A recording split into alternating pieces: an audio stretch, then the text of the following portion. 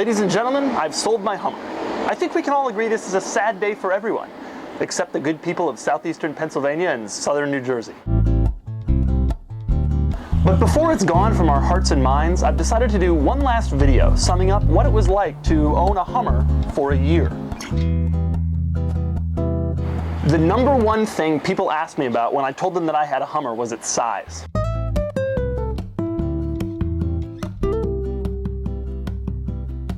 Actually, the number one thing people asked me was, what the hell is wrong with you?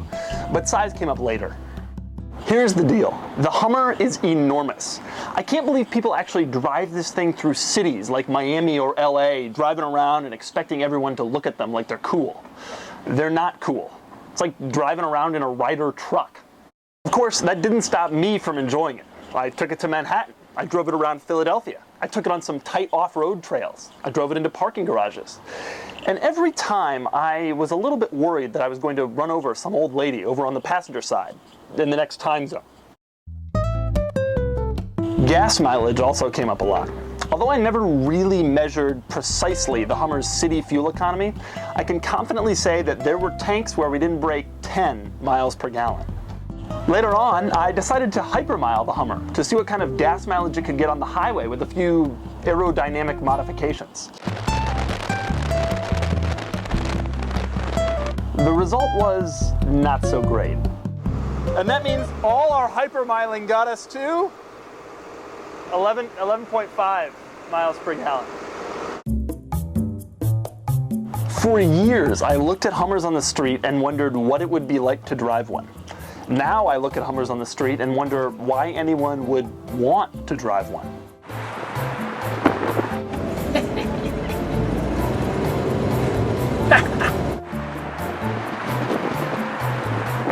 We've already covered the main problem, which is size. But it isn't just that.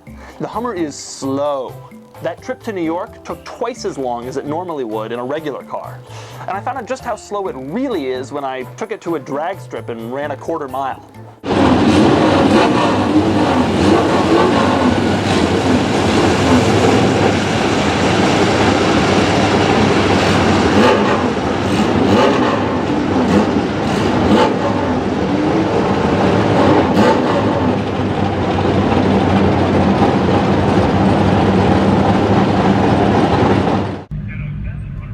Thank you very much. 21608, ladies and gentlemen. That is the time of a victor. Handling isn't exactly a joy either. Although the Hummer doesn't have much body roll, it suffers from slow steering and a general lack of knowledge about the vehicle's whereabouts during any moment of your turning experience, as I discovered on the racetrack.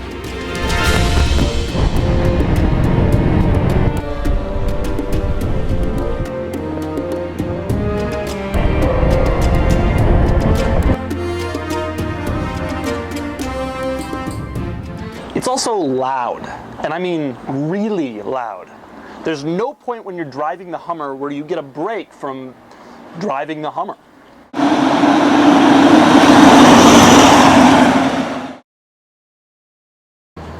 Excellent.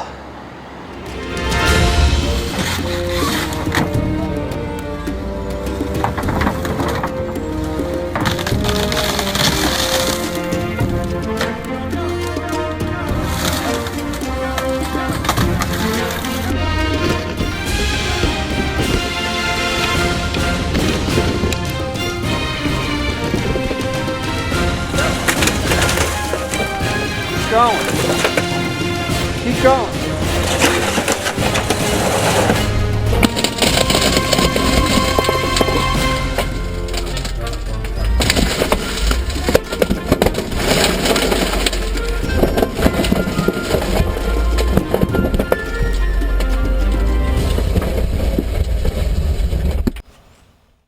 Well, I spent several $1,000s in the Hummer endeavor. Not only did I have to pay sales tax and register the Hummer, but I also performed extensive maintenance work when I bought it in order to ensure that it would stay reliable, which it didn't.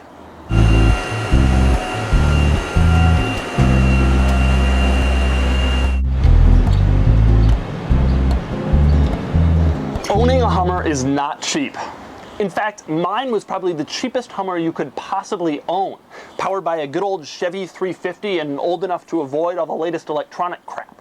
And yet I still lost money to depreciation and more to service costs. Essentially, if you go into Hummer ownership thinking it will be like maintaining any old truck, the guy at the Hummer shop will laugh at you while he stands there in his Gucci loafers. The Hummer was ultimately responsible for dozens of gelatinous columns and more than a dozen YouTube videos where I did everything from crush a PT Cruiser with it to take it on the racetrack. And unlike the Skyline videos where people who don't get it ask why am I posting about the Skyline so much, nobody ever really complained about the Hummer. Everybody wanted to know what it was like to own a vehicle they had wondered about for the last 20 years, including me.